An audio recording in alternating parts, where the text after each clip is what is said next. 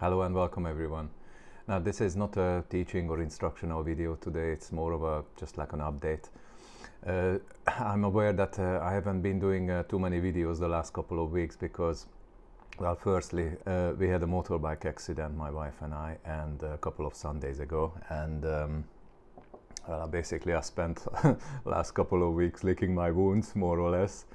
Happily, we are both well, and my wife, she got away with a little bit of a shoulder injury, but I managed to graze down in my entire legs, elbows, foot, because I was in shorts and t-shirts, and there you have it. So I got no skin left on my leg, but apart from all this, we are fine, thank goodness, and the bike is in good working condition as well, just a little scratched up.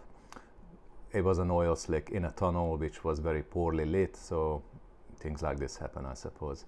And also the next couple of weekends I will be busy doing some DIY, so some home renovation works. I'm gonna lay down a new wood flooring in the apartment, and I've never done it before, so I suppose it's going to be a new experience, but I'm gonna have to take my time because I also do full-time work on the side, and I only have the weekends available for me to do this. So the apartment is it's a bit of a carnage at the moment, because everything from the small bedroom that we had, they had to put the big double bed right in the middle of the living room, right just on the other side of this table, literally, so we got absolutely no space. Anyway, just apart from that, just want to remind all of you that all of us are going through occasionally difficult periods in our lives. I mean, work-wise, family-wise, health-wise, and sometimes it doesn't turn out the way we hoped, and I just don't want you to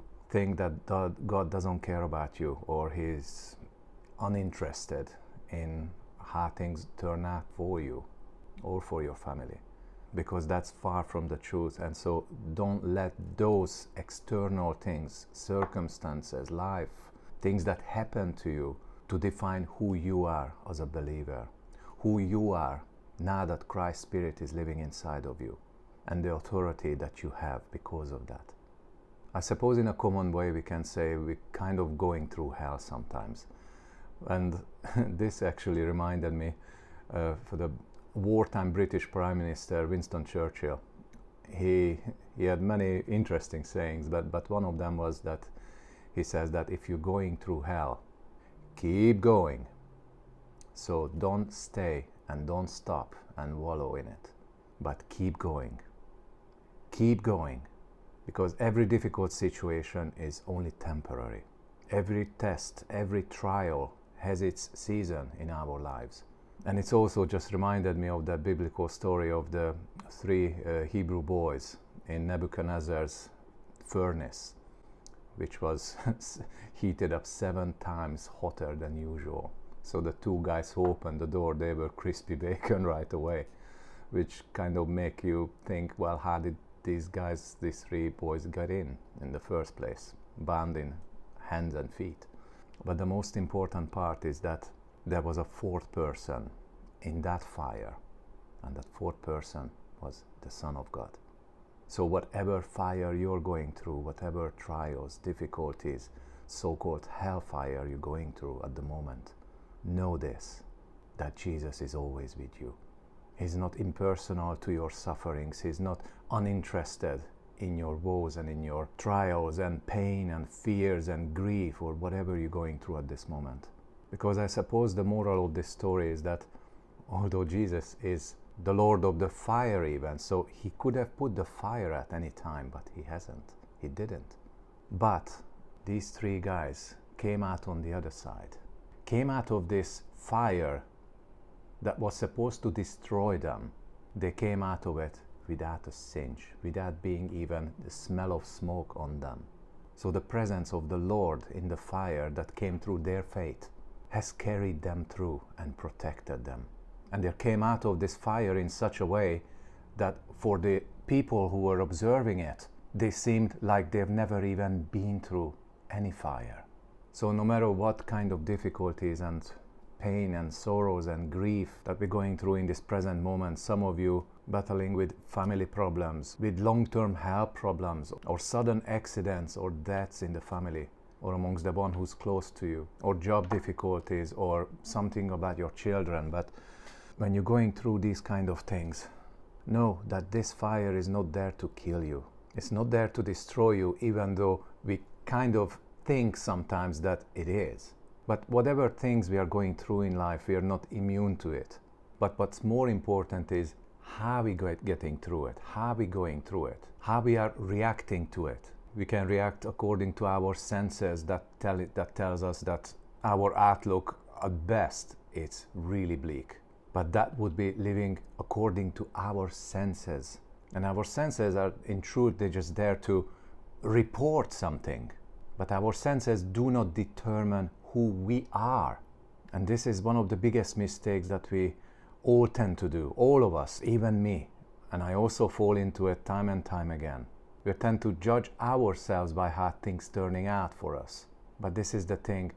Fully trust and fully rely on the Lord, because He is the Master. He is also the Lord of the fire that you're going through. But the main purpose of the fire sometimes is to purify, is to cleanse. Or when you're purifying metal, you heat it up into the fire over and over and over, so the impurities will come to the surface. And only precious gold remains, which according to the Bible's words is like your faith. He's likening your faith to this precious gold. And in fact more precious than pure gold. So don't let the presence of the fire mislead you.